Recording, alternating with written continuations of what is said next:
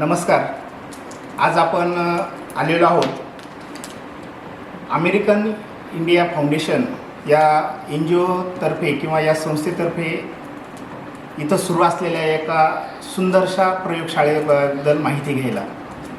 आपल्यासोबत आहेत सन्माननीय ज्ञानेश्वरजी दरेकर सर, जे आपल्याला या सुंदरशा प्रयोगशाळेची माहिती आपल्याला सांगणार आहे. या संस्थेनं मागच्या वर्षी 250 शाळांपर्यंत, जिल्हा परिषदेच्या शाळेपर्यंत ही संस्था पोहोचलेली आहे. नव्या शतकातील, नव्या युगातील आव्हाने पेलण्यासाठी सज्ज असलेली ही प्रयोगशाळा कोडिंग असेल, डिकोडिंग असेल किंवा विज्ञान किंवा तंत्रज्ञान या संदर्भामध्ये असलेले कोणतेही प्रश्न विद्यार्थ्यांपर्यंत नेण्यासाठी ही संस्था या ठिकाणी कार्य करते. आपण खरं तर ही संस्था किंवा ही प्रयोगशाळा पाहण्याची संधी आपल्याला या सरांनी, दरेकर सरांनी दिली. त्याबद्दल प्रथमतः मी त्यांचे धन्यवाद देतो आणि त्यांच्याकडून जाणून घ्यायला मलाही उत्सुकता आहे या प्रयोगशाळेबद्दल, त्याचबरोबर इथं होणाऱ्या विविध प्रयोगाबद्दल.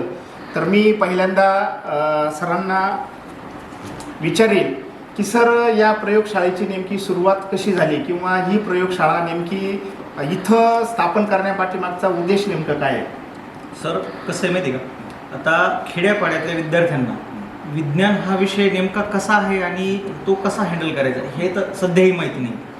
परंतु मग एक संस्था आहे अमेरिकन इंडिया फाउंडेशन, मग त्यांनी काय केलं की शहराकडनं चालता गांधीजी, महात्मा गांधीजी ज्याप्रमाणे म्हणले होते की खेड्याकडे चला, तर त्या पद्धतीनं मग आम्ही काय केलं की प्रथमतः आम्ही संभाजीनगर जिल्ह्यामध्येच हे करून बघितलं. तेव्हा पहिल्या वर्षी आम्हाला 250 शाळांचा एवढा हे भेटला, आम्हाला प्रोत्साहन आणि त्यांची प्रतिसाद पण भेटला आम्हाला. आणि मग तेवढ्यावरच न थांबता आम्ही परत यावर्षी पण साजापूरला परत एक याच पद्धतीनं लॅब उभारलेली आहे. या लॅबला सिल्क लॅब म्हटलं जातं, stem innovation and learning centre. मग विद्यार्थ्यांना की आमचे जे सहकारी मित्र आहेत ते विद्यार्थ्यांना शाळेवर जाऊन, तसं 25 शाळेवर जाऊन डेली म्हणजे समजा शिकवतात तिथं जाऊन. त्याच्यामध्ये कोडिंग आलं, स्पेस टेक्नॉलॉजी आलं, रोबोटिक आलं, रोबोट कसे काम करतात, कोडिंग कशी द्यायची त्यांना, आणि स्पेस टेक्नॉलॉजीबद्दल थोडी माहिती दिली जाते. सर, मला ही ऐकायला आवडेल की ही तुमची जी संस्था आहे ती औरंगाबाद जिल्ह्यापुरती मर्यादित आहे की संपूर्ण महाराष्ट्रभर त्यांचं कार्य चालतं? काय महाराष्ट्रामध्ये म्हटल्याच्या नंतर सर फक्त आम्ही काय करतो की तुमच्यासारखे जे काही उपक्रमशील शिक्षक आहेत त्यांना इथे बोलवतो आणि त्यांची व्हिडिओ निर्मिती वगैरे त्यांची करून घेतो. तेच मग आम्ही यूट्यूबला त्यांनी हे करायचे फक्त की त्यांनी नेमके काय केलेलं आहे हे सगळं विद्यार्थ्यांना किंवा मग प्रत्येक शाळेंना भेटून जातं. पण त्यांना जे काही कमी पडेल ते आम्ही तिथं उपलब्ध करून देतो. पण एवढे आहे की आम्ही फक्त ऑनलाईनच्या माध्यमातून, परंतु डायरेक्ट जाऊन आम्ही नाही शिकू शकत, कारण फक्त एवढाच औरंगाबाद जिल्हाच मर्यादित. जर शिक्षकांना असं वाटलं की आपल्या संस्थेमध्ये यावं, आपल्या ह्या लॅबमध्ये यावं, विद्यार्थ्यांना घेऊन, तर आम्ही कशा पद्धतीने यायला पाहिजे याविषयी थोडीशी आम्हाला माहिती जाणून घ्यायची आहे. सर, इथं कसं माहिती का की जे आम्ही 250 शाळा घेतलेल्या आहेत त्याच्यामध्ये 25 शाळा ह्या डायरेक्ट असतात. तर त्या 25 शाळेमधल्या विद्यार्थ्यांना आम्ही परत मंथली त्यांना जाण्या येण्याचं भाडं आणि 1 दिवसाचं प्रशिक्षण आम्ही इथं घेत असतो विद्यार्थ्यांना. मग त्यांना ड्रोन हाताळायला भेटणार, परत रोबोट कसा काम करतोय हे पण हाताळायला भेटणार, म्हणजे ते स्वतः करणार. इकडं काही ब्रेडबोर्ड आहेत ते पण विद्यार्थी त्याच्यावर 80 प्रयोग करतायत. 80 प्रयोग आहे त्याच्यावर, ब्रेडबोर्ड आहे तर 80 प्रयोगाचं त्याच्यामध्ये हँडलिंग दिलेलं आहे, म्हणजे कशी प्रयोग करायचे ते पद्धती. म्हणजे बघा, विज्ञान म्हटलं की आपल्याला आठवते मोठी प्रयोगशाळा, वेगवेगळ्या प्रकारचे अवजड उपकरणं किंवा वेगवेगळ्या प्रकारचे पदार्थ. परंतु छोट्या छोट्या गोष्टी घेऊन सुद्धा आपल्याला विज्ञान प्रयोगशाळा सुरू करता येते किंवा विज्ञानातले प्रयोग विद्यार्थ्यांकडून करून घेता येतात. तर अशी ही प्रयोगशाळा आज आपण या ठिकाणी पाहायला आलेलो आहोत. दरेकर सरांनी खूप छान माहिती सांगितली. आपण आता ही प्रयोगशाळा पाहूया. प्रत्येक टेबलवर काही उपकरणं आहेत, त्या उपकरणांबद्दल माहिती जाणून घेण्यासाठी मी सरांना विनंती करेल, कृपया सर आम्हाला थोडीशी माहिती सांगा. हे पहा सर, ज्या पद्धतीनं रॉकेट लॉन्चिंग होते त्या पद्धतीने विद्यार्थ्यांना हे स्वतः आम्ही शिकवत असतो. विद्यार्थ्यांना नेमकं रॉकेट कशा पद्धतीनं काम करतं आणि कशा पद्धतीने वरती जातं याचे आम्ही डेमो देत असतो विद्यार्थ्यांना आणि हे डेमो स्वतः विद्यार्थी तयार करणार तेव्हा जेव्हा आम्ही त्यांना प्रशिक्षण देऊ तेव्हा. आता सध्या तर काही असं मॉडेल वगैरे बनवलेलं नाही आम्हाला तिकडली शाळा उभारायची म्हणजे या संदर्भामध्ये जे पायाभूत ज्ञान आहे ते तुम्ही स्वतः सध्या देता. बरं. हे त्याचंच काही साहित्य आहे. म्हणजे विमान वगैरे आपल्या साध्या पद्धतीनं विमान कसं उडवलं जातंय याच्यामध्ये मागचं शास्त्रीय थोडक्यात हे काही विमानाचे पार्ट आहेत आणि हे विद्यार्थी स्वतः बनवतात. हा त्यांना एक वेळेस समजावून सांगितलं की ते स्वतः बनवणार विद्यार्थी. हे आहे आपलं ड्रोनचं जे स्टँड असतं.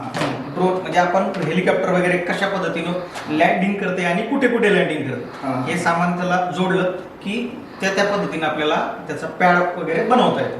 बघा ड्रोन फक्त आपण फोटो काढण्यासाठी किंवा व्हिडिओ काढण्यासाठी एवढाच मर्यादित आपल्याला उपयोग माहीत असतो, परंतु या प्रयोगशाळेमध्ये आल्यानंतर आपल्याला ड्रोनचे वेगवेगळ्या म्हणजे ड्रोन कसा तयार करायचा किंवा कसा वापरायचा याचं सुद्धा ज्ञान आपल्याला या ठिकाणी मिळणार आहे. सर हा आहे ड्रोन सर. तर हा वरती कसा जातो आणि खाली कसा येतो. आता आपण फक्त ड्रोन वरती कसा जातो आणि खाली कसा येतो आणि मूव कसा करतो याच्यावर निर्भर आहे. परंतु आपण विज्ञानामध्ये शिकलेलो आहे की समोरासमोरील पाते हे सारखे असतात. हे वरती जाण्यासाठी आणि हे खालती येण्यासाठी. हा हे समोरासमोरील पाते तेव्हा कुठे आपला ड्रोन वरी जात असतो आणि खाली येत असतो. आता इकडे काय हे रिमोट वगैरे आहे. आता ही एक रोबोटिक कार आहे पहा. ही रोबोट याला काय म्हणते की लाईनिंग म्हणजे समजा एक याचं पॅड आम्ही तिकडल्या याच्यामध्ये नेलेलं आहे. तर हे काय करत होतं की फक्त लाईनिंग जी ब्लॅक लाईन येत होती त्या लाईनिंगच चालणार. आणि जर समजा लाईनिंगला कट जर झालेला असलं तर हा रोबोटिक कार ही जागच्या जागी थांबत होती. आणि शिवाय इथं विद्यार्थ्यांना डिस्प्ले समजा आता त्यांना जर विद्यार्थ्यांना एखाद्याचं नाव जर टाकलं इथं त्याचं डिस्प्लेवर नाव दिसत जसं आपण हॉटेल वगैरे करतो ना त्या पद्धतीने.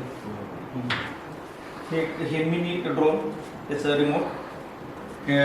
हा पण मोठा ड्रोन आहे आणि हे आधुनिक घर आहे जे अमेरिका वगैरे एसच्या ठिकाणी. आता समजा आता आपण घरामध्ये आलोय आता याला काही हे नाही बॅटरी वगैरे घरामध्ये आलोय तर आपल्याला सेन्सर वाजणार हा की घरामध्ये कोणीतरी एंट्री केलेली आहे आपल्याशिवाय किंवा मग दुसऱ्या.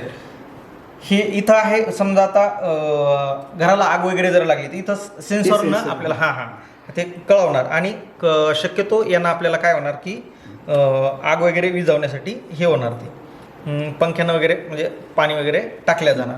हे पण त्याच पद्धतीनं.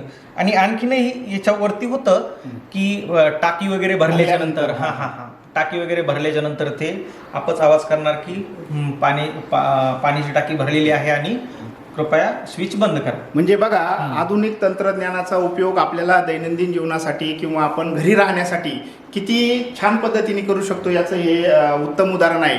अगदी सकाळी उठल्यापासून तर रात्री झोपेपर्यंत तंत्रज्ञान आपल्यासोबत असतं. तर हे तंत्रज्ञान ह्या घरामध्ये त्यांनी सुंदरसं या ठिकाणी दाखवलेलं आहे. यानंतर आपण आपल्याला दिसतो इथं एक रोबो. सर याबद्दल थोडी माहिती. रोबोटचं असं आहे सर की याला एक प्रकारची कोडिंग द्यावी लागते. मग आपण त्या कोडिंगवर त्या पद्धतीने आपण सिस्टीम तयार केली असती. आता समजा कोणाला तरी वाढदिवसाच्या शुभेच्छा द्यायच्यात किंवा मग आपल्याला गुड मॉर्निंग वगैरे म्हणायचंय किंवा मग त्याला फाईट वगैरे करायला लावायची. मग त्या सिच्युएशनला आपल्याला काहीतरी कोडिंग द्यायला लागते आणि कोडिंगनुसार मग तो काम करतो. आपण ते जर समजा आपण 5 या बटनला जर असं म्हटलं गेलेलं आहे की वाढदिवसाच्या शुभेच्छा 5 हे बटन जर दाबलं तर आपण तोच म्हणणार. परत हा किक वगैरे पण मारू शकतो, बॉक्सिंग वगैरे करू शकतो, काहीतरी उचलू शकतो. पण आता सध्या कसं की आता ठीक आहे. आणि हे तर मायक्रोस्कोप मला माहितीच आहे. आणि ही रोबोटिक कारच आहे. आणि हे तर पेंडलमचं तुम्हाला माहितीच आहे. एक फोर्स एक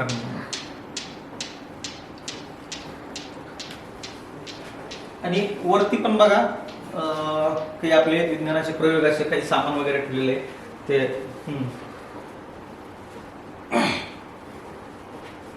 या ठिकाणी बघा किडनीची प्रतिकृती या ठिकाणी दिसते. इकडं हृदयाची प्रतिकृती दिसते. हृदय कसं काम करतं हेही आपल्याला या प्रतिकृतीच्या माध्यमातून या ठिकाणी कळणार आहे.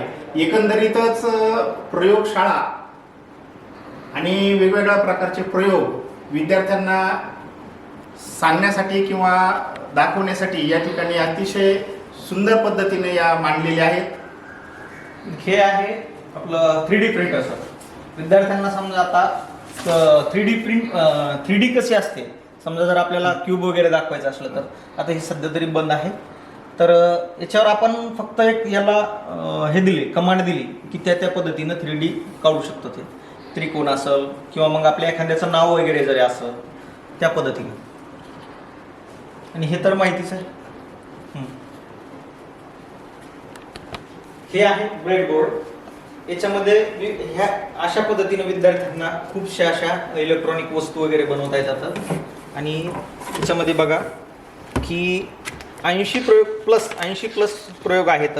हे विद्यार्थ्यांना स्वतः हँडल करून 90 प्रयोग आहेत.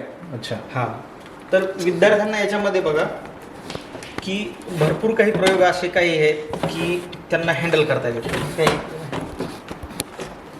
त्याच्यामध्ये अशी रोबोटिक कार असेल, म्हणजे बॉक्स छोटा आहे हा. परंतु विद्यार्थी अनेक प्रयोग या माध्यमातून 90 प्रयोग आहेत सर. म्हणजे जवळजवळ 90 प्रयोग या एवढ्या छोट्याशा बॉक्स ब्रेडबोर्ड आहे हा. विद्यार्थी करू शकतात. खरंच नाविन्यपूर्ण अशी प्रयोगशाळा आपण पाहतो आहोत या ठिकाणी. आणि दरेकर सरांच्या माध्यमातून आपल्याला खऱ्या अर्थानं या प्रयोगशाळेचं दर्शन घडतं आहे. कोणत्या प्रकारचे प्रयोग आहेत सर? ठीक आहे. एक दोन माहिती देता. प्रयोग आता हे वरचंच आहे. हे ब्रेडबोर्ड आहे. आता समजा जर आपल्याला जर पंखा कशा पद्धतीनं रन करू शकतो, हा. हा, पंख्याचं मग mechanism. हा. पंख्याचं मेकॅनिझम पण याच्यावर दिलेलं आहे. हे बघा आता. परत आपलं बजर कशा पद्धतीनं काम करते, हा. लाईट कशा पद्धतीनं काम ओके. करते, ACDC हा. ही ACDCच्या माध्यमातून हे समजा आपल्याला हे केलं जातं. खूप सुंदर.